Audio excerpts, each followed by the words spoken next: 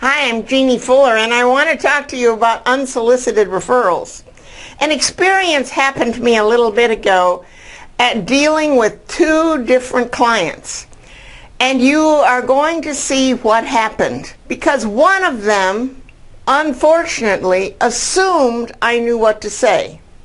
The other one told a compelling story, and you'll see the difference.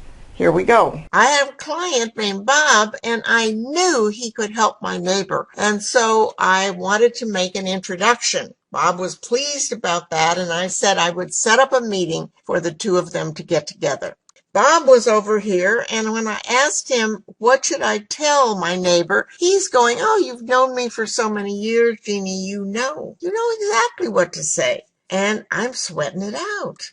I've become very reluctant to go talk to my neighbor, and I just couldn't understand it because Bob is experienced. He's got a stellar record. He was perfect. And yet I don't want to go talk to my neighbor. I finally discovered I didn't know what to say. I didn't have any way of introducing it. So there was no clear story to tell. And that's the power of illusions, because I knew Bob's advantages, but I didn't have a story. And so it was very unclear, and I felt like I was going to have to give the commercial.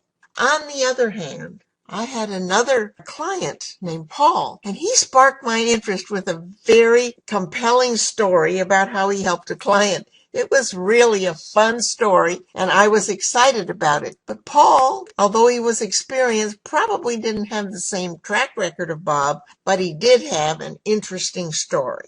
And you know what? I became a loudmouth. I started telling Paul's story just spontaneously and interested 3 people in talking to Paul without really thinking about it. It was amazing.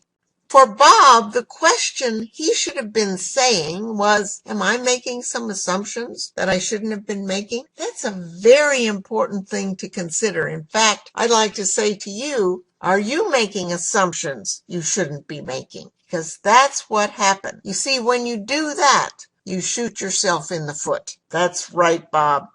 If you think they know, you don't coach them. So what could you do differently? You coach them covertly, low-key, then they discover how they could be a help and find a referral for you. Yes, it may be a big aha, and you realize that you've been stifling your own growth.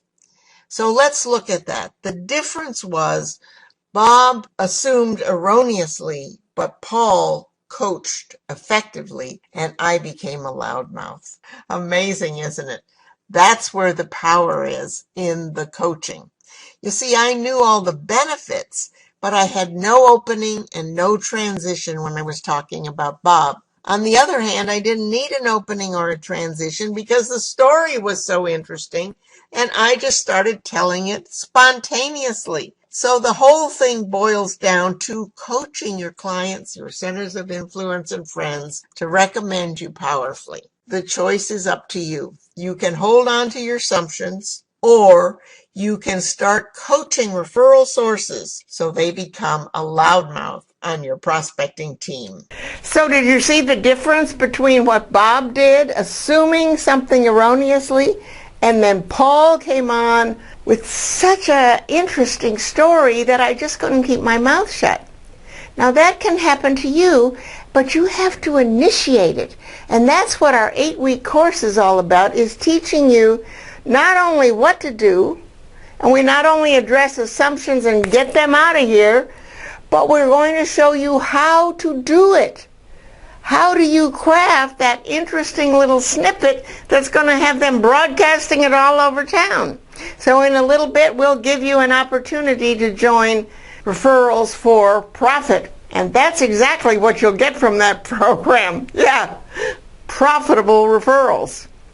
But next we want to show you a system where you can actually very easily double the number of prolific centers of influence who continue to send you a steady flow of referrals for profit.